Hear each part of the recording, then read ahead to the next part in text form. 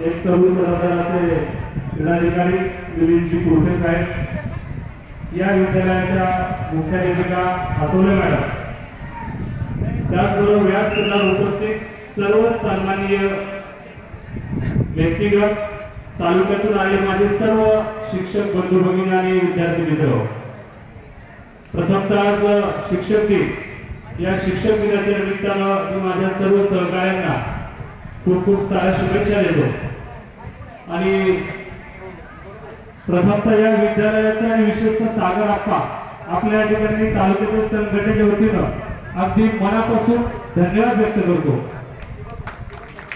विद्यार्थी मित्रांनो, जे खेळाडू या ठिकाणी उपस्थित झाले, तुम्हाला एक सूचना असेल,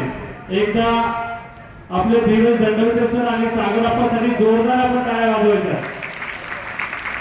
आपल्या तालुकास्तरीय स्पर्धा आहे, आपण जर पाहिलं तर राज्यस्तरीय स्पर्धा ज्या धर्तीवर ज्या पद्धतीने आयोजन केलं जातं त्यालाही लागेल असं या ठिकाणचं आयोजन आहे। आपण तालुक्यातील अनेक स्पर्धा पाहतोय,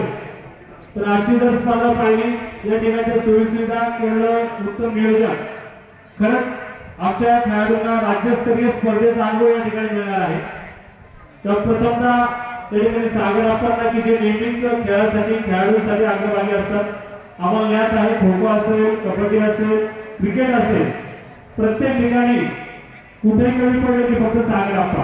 अगदी तालुक्यात जिल्ह्यामध्ये यांचं नाव आहे। आणि साहेबांनी विनंती असेल या स्पर्धा आम्ही तालुकास्तरीय घेतो, फक्त तुम्ही नियोजन पहा आणि आपण जे या ठिकाणी स्पर्धेसाठी शासनाचे जे मानधन देतात त्याच्यामध्ये काय बसलं